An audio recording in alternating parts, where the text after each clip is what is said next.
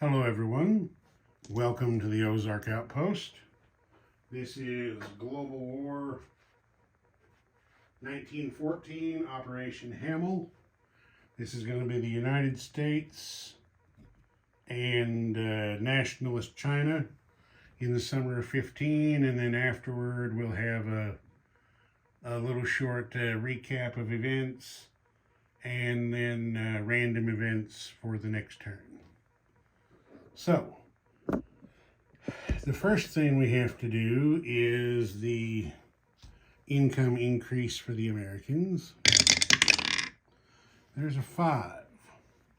So, that moves the Americans from 18 to 23.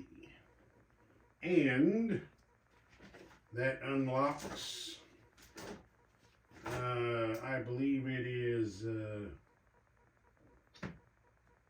Yes, research. The United States at $21 can make technology research rolls. Okay, so I already have them set up here. The Americans are going to try, and as always, I go from the top of the tech chart on down. The Americans are going to try poison gas, hurricane bombardment, improved construction, and improved logistics. So let's see what happens here. Okay, I see 2 successes. Poison gas and improved construction. The other 2 missed. So poison gas goes to stage 2, chlorine, and improved construction also goes to stage 2. So there's that. Now, the purchase for the Americans. Okay, they're going to spend 4 to move the Lend-Lease Dreadnought for the Royal Navy that they started last turn. So that goes up to stage 3. Then they're spending another 4 to lay down another Lend-Lease Dreadnought for the British.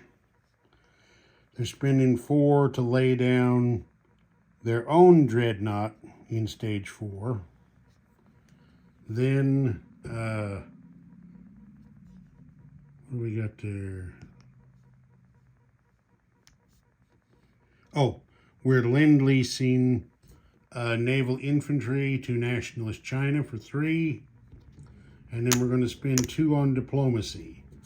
We're going to try to advance Brazil on our own path. And we're going to try to push Chile back on the German track. So, blue will be Brazil and green Chile. Blue Brazil, green Chile. Would you look at that? I hit both of them. Blue Brazil, green Chile. Okay, so we come over here. Brazil goes to stage 3. Chile steps back from stage 3 to stage 2. That was okay. Yeah, we liked that. Okay, there isn't going to be any combat naturally, and the Americans are not going to do any non-combat. So, we go into place units, which is Lend-Lease delivery. That's all we have.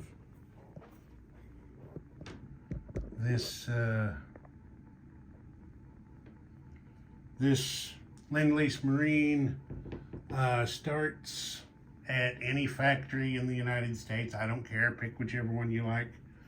It rails to the west coast to the major shipyard at San Francisco, and then goes by sea across here to the major shipyard at Kwangtung. Wait a minute, did I pay enough for that? Yeah, I did. I may have said 3, but I've actually got 4 chips stacked up there to pay for it, because they do cost 4. So he lands right there at a major port. Everything legal and above board. All right.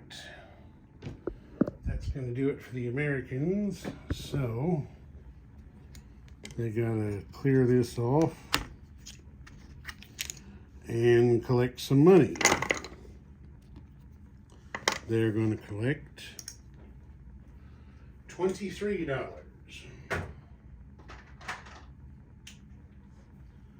Getting up there a little bit, and they're not batting with the big boys yet, but they're getting up there. All right, that's it for the Americans. The Chinese, of course, they don't get to do research or anything like that. They're spending 4 on a mountain infantry. That was all the money that they have. They are going to have 2 combats.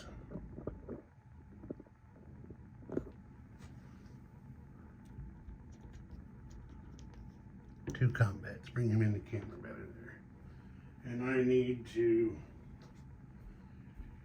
get over here for just a second.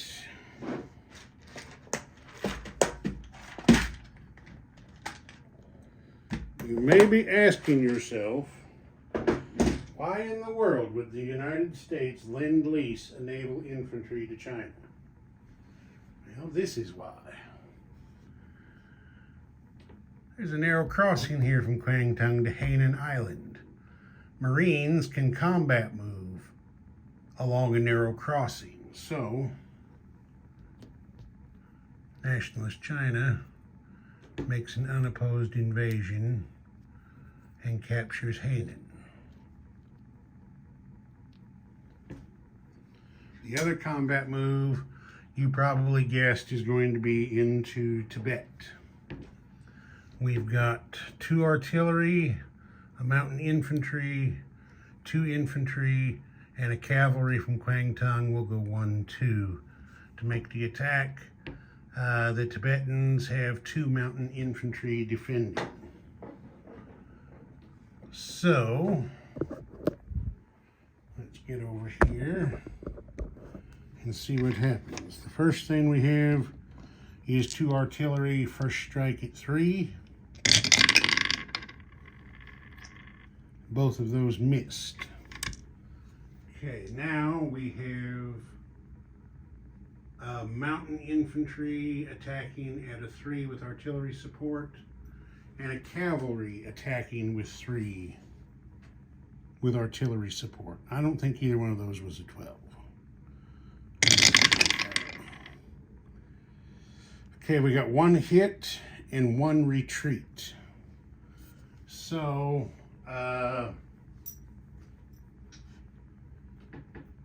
it doesn't really matter. The mountain infantry will score the hit and the cavalry will retreat back to Yunnan. So now we have 2 infantry attacking at 1. Both missed. Okay, 2 mountain infantry defend for Tibet. And there's 1 hit. So we will kill 1 of the infantry. Take off 1 infantry, and 1 of the Tibetan mountain infantry is dead. So now we have 2 artillery at 3. Mountain infantry at 3. The cavalry had to retreat. So we just have the 1 infantry left. So white is infantry, Black is mountain infantry, green are artillery. Okay, there's no retreats. We do have 2 hits. That's enough to get the job done. So the lone mountain infantry defends and misses with a 7. So let's get things squared up here. Get my easy grabber there. Get that off there. Get that out of my way. Them come off. Nationalist roundel goes on. 2 artillery move over there. And a mountain infantry. And an infantry. And that cavalry had retreated back to Yunnan. Alright, so that's it for combat. Non-combat, the artillery from Kwangtung moves 1 space to Yunnan. The infantry from Quichao moves to Yunnan, along with the mountain infantry. And I don't have a guy over here. Oh, that's unfortunate. I'll have to go get one. I thought I had everything I needed, but apparently not. That's all right. We'll get it fixed up. You know what? I forgot to do those damn random events again first. Oh boy. Alright. Well, we'll get her worked out. Okay. 1 infantry goes from Hunan to Quichao, leaving 1 infantry there. Alright, now before I go any farther, let's do the random events. Hopefully I don't have to make any changes to what I've done.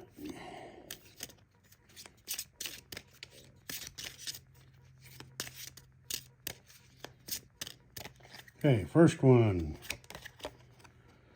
The Fengtians add 1 cavalry to any territory. That is the guys up there in Manchuria. So Dan, add 1 cavalry somewhere up there in Manchuria. Okay, next. Zili, add 1 cavalry to any territory. Zili.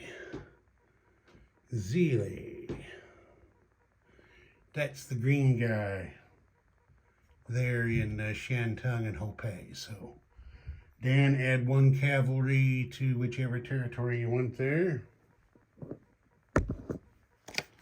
And then number 3, Yunnan, add 1 infantry to any territory. Well, I know which one Dan's going to pick. Yeah, that's pretty much a no-brainer. So, Dan, I am going to assume that you would pick Hanan, especially since you have knowledge after the fact. That's my fault. So that's what I'm going to roll. If you want to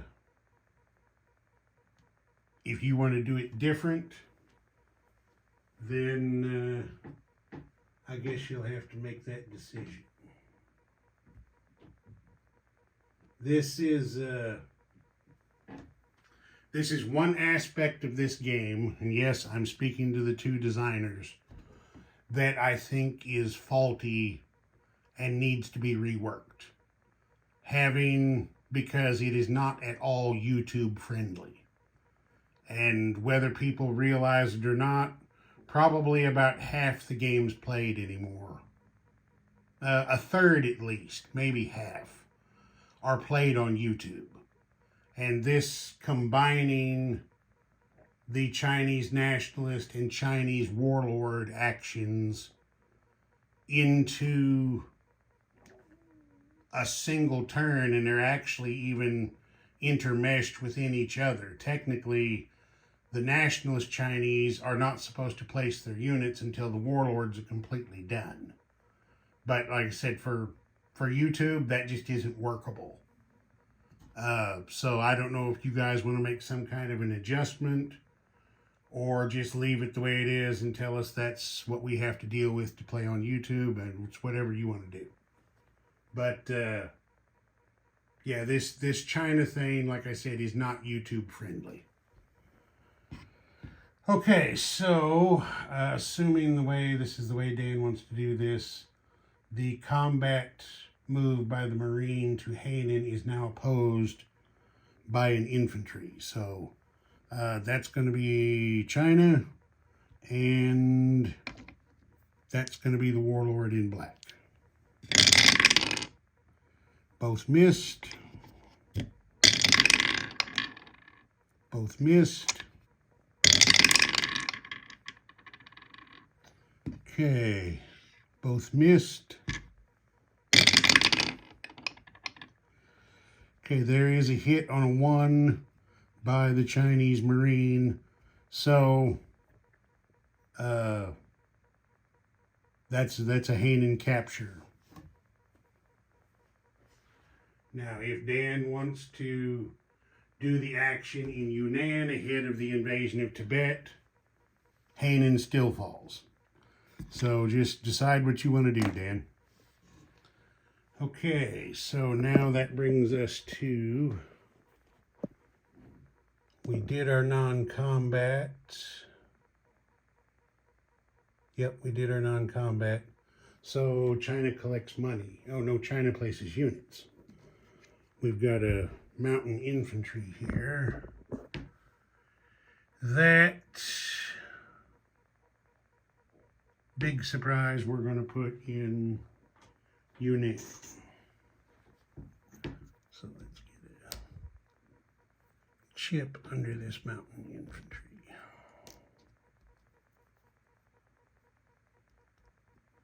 Okay, there's that. China is still at 4. That's what they collect for next turn. That's the end of the Chinese turn. One of these days, I am going to remember to do them damn random events first. Okay, so nothing really spectacular happened over here. Japan just kind of shifted forces around. The Chinese, you just saw, capture Tibet and Hainan. This turn, Italy entered the war on the side of the Allies. This turn also, the French sent their Mediterranean fleet up into the Adriatic and destroyed the portion of the Austrian fleet that was there. The Austrians still have, looks like 3 pre-dreadnoughts, a destroyer, and a transport in port at Constantinople.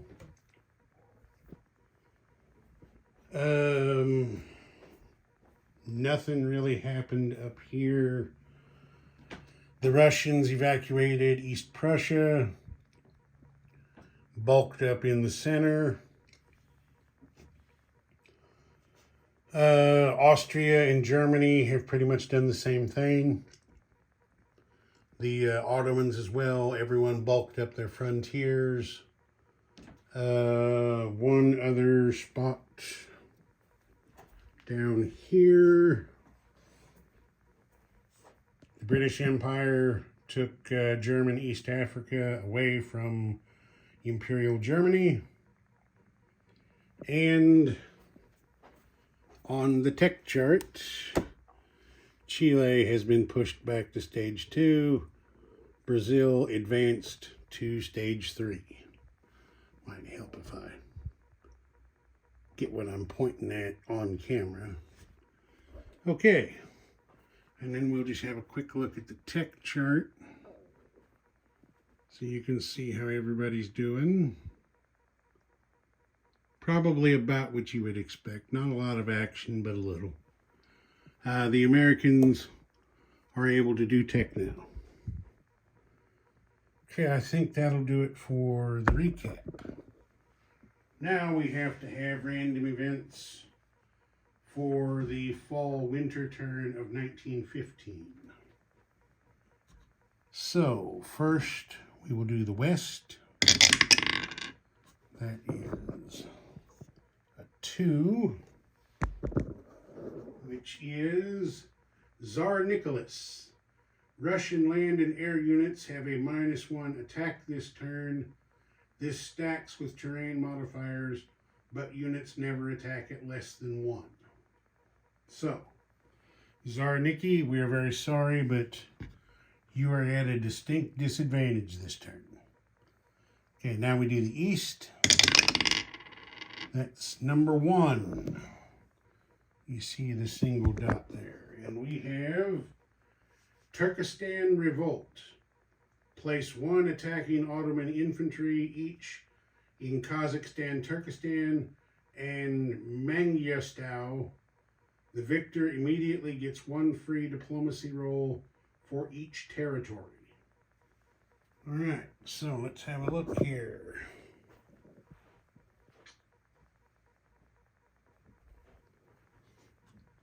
Okay. Kazakhstan, Turkestan is unoccupied, and Mangyastow is unoccupied. That's where Crooked Leg just moved that militia away from. So the Turks get to put an infantry in each of those territories, and since they are the only ones there, I'd say it's a pretty safe bet. They take possession of those territories. Unopposed combat. So there's Mangyastow with the Turkish infantry, and Kazakhstan, Turkestan